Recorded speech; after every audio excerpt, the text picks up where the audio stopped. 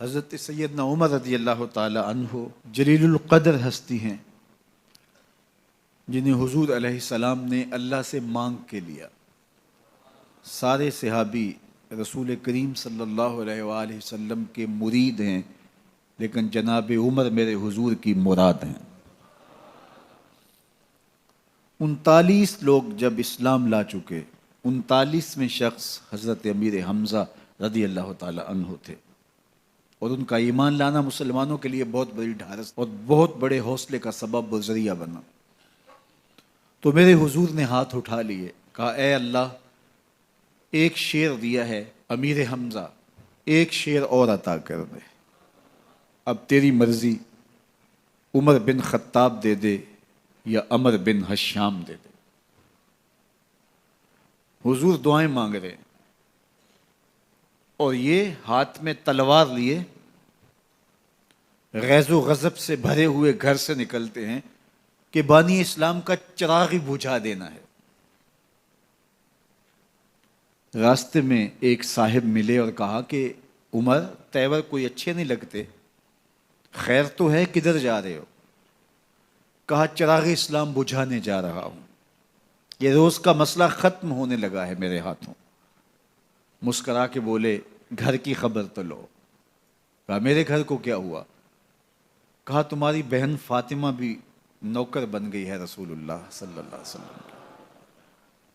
غصے سے بھرے ہوئے اپنی بہن کے گھر کا رخ کرتے ہیں، اندر سے قرآن پڑھنے کی آواز آ رہی ہے، غصہ اور بڑھ جاتا ہے، دروازے کو زور زور سے کھٹکھٹاتے ہیں۔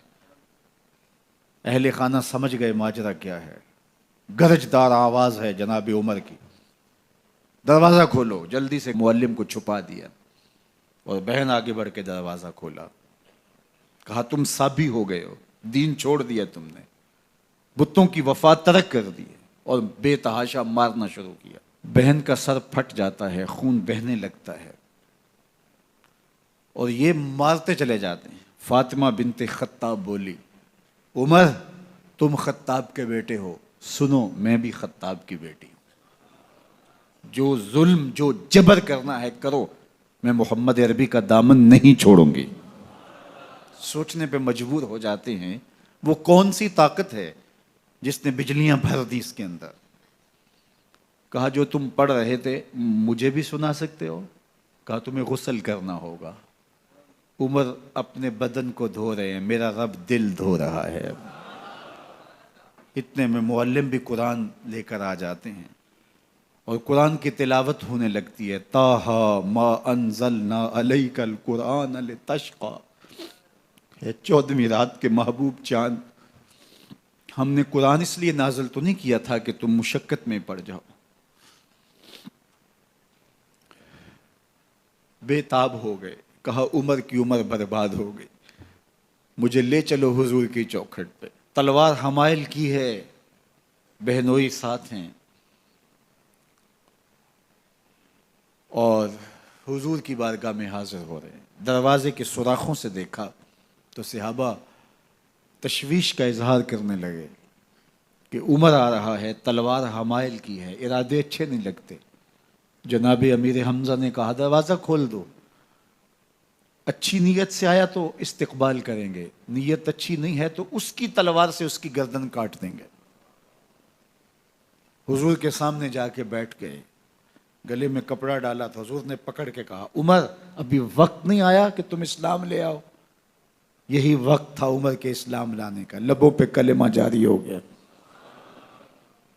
اللہ اکبر کی صدا اس زور سے گونجی کہ مکے کی گلیاں گونجنے لگیں۔ اسلام لانے کے بعد حضور سے پوچھتے ہیں حضور کیا ہم حق پر نہیں ہیں؟ فرمایا ہم حق پر ہیں۔ اللہ کا دین سچا نہیں ہے؟ کہا اللہ کا دین سچا ہے۔ آپ اللہ کے سچے نبی نہیں ہیں؟ فرمایا میں اللہ کا سچا نبی ہوں۔ تو کہا پھر ہم چھپ کے عبادت کیوں کریں؟ اب مسلمانوں کی 2 صفیں بنتی ہیں، ایک صف کی قیادت امیر حمزہ کرتے ہیں، دوسری صف کے آگے آگے عمر بن خطاب چلتے ہیں، اور حضور درمیان میں ہیں، اور یہ ملکوتی قافلہ صحن حرم میں آ کے اعلانیہ عبادت کرتا ہے۔ حضرت عبداللہ ابن مسعود رضی اللہ تعالیٰ عنہ فرماتے ہیں عمر کا اسلام لانا اسلام کے لیے عزت کا سبب بنا، اسلام کے وقار کی علامت بن گیا۔ ایک ایک کے دروازے پہ جا کے دروازہ کھٹکھٹا کے کہتے ہیں، وہ تو اور خبر سننے کے لیے بے چین تھے کہ یہ بانی اسلام کی زندگی کا چراغ بجھانے گیا تھا، کوئی خبر لایا ہوگا۔ وہ کہتے ہیں آؤ عمر کدھر آئے ہو؟ کہا تمہیں بتانے آیا ہوں، کمزوروں سے پنجہ آزمائی کرتے رہے ہو، آؤ میرے سے بات کرو، میں محمد عربی کا نوکر بن گیا ہوں۔ اللہ اکبر۔ میرے حضور نے فرمایا جب اچھے لوگوں کا ذکر کرو تو میرے عمر کا ذکر بھی کیا کرو۔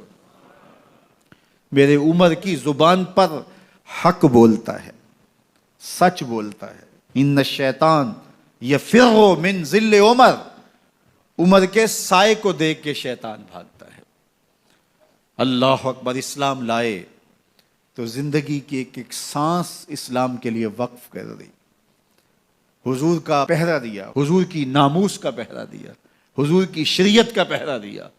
اسلامی فتوحات پھیلیں تو پھیلتی ہی چلی گئیں، کبھی مصر فتح ہو رہا ہے، کبھی ایران فتح ہو رہا ہے، آرمینیا تک مسلمانوں کی افواج پہنچتی ہیں۔